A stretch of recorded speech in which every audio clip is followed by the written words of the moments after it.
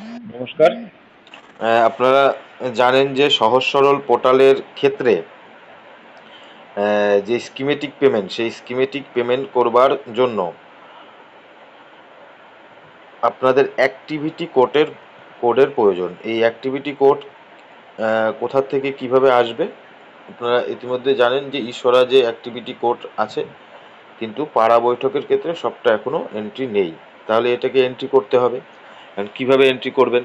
কেননা পাড়া বৈঠকের এন্ট্রি আপনারা সকলেই কম বেশি জানেন, কিন্তু যেটা সমস্যা, যে পাড়া বৈঠকের ইউজার আইডি এবং পাসওয়ার্ড, এই পাড়া বৈঠকের ইউজার আইডি এবং পাসওয়ার্ডের ক্ষেত্রে বিভিন্ন সমস্যা দেখা দিচ্ছে। স্বাভাবিক কারণে আপনারা যেটা করবেন, কোনো কিছু না ভেবে পাড়া বৈঠকের নতুন করে ইউজার আইডি আপনারা ক্রিয়েট করে নিতে পারেন। কিভাবে করবেন? পাড়া বৈঠক পোর্টালে গিয়ে আপনাকে মেনুতে যেতে হবে, তারপরে লগ ইন এবং রেজিস্টার, সেখানে ক্লিক করলে একটু সময় নিচ্ছে, এই রকম ইন্টারফেস চলে আসবে। এখানে কিন্তু যাদের অলরেডি রয়েছে ইউজার আইডি, পাসওয়ার্ড, ক্যাপচার এগুলো দিয়ে লগ ইন করলে খুলে যাবে। কিন্তু যেহেতু ইউজার আইডি, পাসওয়ার্ড এক্ষেত্রে সমস্যা জানা নেই অনেকেরই, তবে কী করবেন আপনারা, হচ্ছে ক্রিয়েট নিউ ইউজারে চলে যাবেন।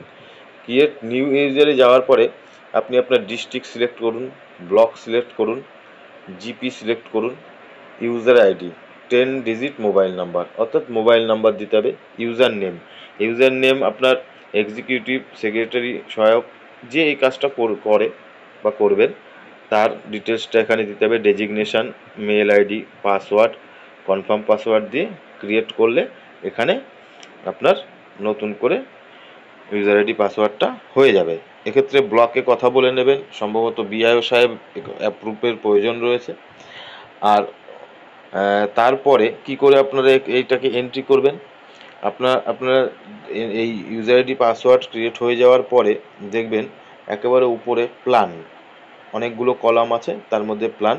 সেই প্ল্যানে যাওয়ার পরে ক্লিক করলে আপনি পাবেন প্রপোজড অ্যাক্টিভিটি এন্ট্রি।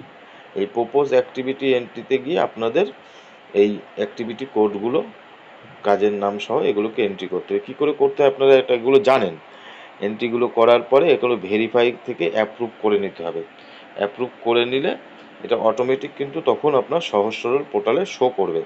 আর সহজ সরল পোর্টালে শো করলে তখন আপনারা এই স্কিমেটিক পেমেন্টগুলো করতে যাওয়ার ক্ষেত্রে সুবিধা হবে। এবং তখনই এটা সম্ভব হবে এন্ট্রি পেমেন্টগুলো করা। আর একটা কথা, যে আপনারা দেখবেন যে অলরেডি এক্সিস্ট মোবাইল নাম্বারও কিন্তু দেখাতে পারে। এই অলরেডি এক্সিস্ট মোবাইল নাম্বার দেখানোর কারণ হলো যে এই মোবাইল নাম্বারটি আগে ব্যবহার হয়েছে। চিন্তা করার কিছু নেই, আপনারা অন্য মোবাইল নাম্বার, অন্য দ্বিতীয় বা তৃতীয় নাম্বার দিয়েও এটা করে নিতে পারেন, বা অন্য যে ডেজিগনেশন পার্সন অন্য যে কাজটি করছে তার মোবাইল নাম্বার দিয়েও, অর্থাৎ নতুন মোবাইল নাম্বার দিয়ে এটাকে করে নেওয়া যাবে। এভাবে করে নিতে পারেন। করে নিলে তারপরে আপনারা সহজ সরল পোর্টালে এটাকে পেয়ে যাবেন। এটাই ছিল বলার। আর একটা বিষয়, যে যে কোনো বিষয়ে আমি যে ভিডিওগুলো আপনাদের দিচ্ছি, এই ভিডিওগুলোকেই ফাইনাল ধরে নিয়ে কিন্তু আপনারা এগোবেন না। আপনারা আপনাদের ব্লক স্তর, জেলা এসএসপি তাদের সঙ্গে সবসময় আলোচনা করে নিয়ে এগুলো করবেন। আমি পঞ্চায়েতে যারা কর্মচারী আছেন তাদের সুবিধার্থে যে তথ্যগুলো আমি পাই বা বিভিন্ন ট্রেনিং থেকে আমি নিয়ে নিজে শুনি, দেখি, সেগুলোকে আপনাদের সঙ্গে শেয়ার করি। সবসময় যে আমারটা সঠিক হবে এরকম কোনো বিষয় নেই, তবুও চেষ্টা করি যতটা সম্ভব আপনাদের সহযোগিতা করার। আপনারা কিন্তু আপনাদের জেলা স্তর, ব্লক স্তরে অবশ্যই কথা বলে নিয়েই পদক্ষেপগুলো নেবেন।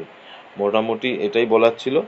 আর একটা অনুরোধ, যে চ্যানেলটিকে আপনারা সাবস্ক্রাইব করে রাখবেন, তাহলে আরও নতুন ভিডিও বা নতুন তথ্য যা যা পাবো সেগুলো আপনাদের সামনে তুলে ধরবো, তারপরে আমার উৎসাহ হবে। এটাই বলার। আপনারা চ্যানেলটিকে সাবস্ক্রাইব করে রাখবেন এবং পাশের বেল আইকনটিকেও আপনারা ক্লিক করে রাখবেন, যাতে করে নতুন কোনো ভিডিও আপলোড করলেই সরাসরি আপনি নোটিফিকেশন পেয়ে যান। ধন্যবাদ, ভালো থাকবেন।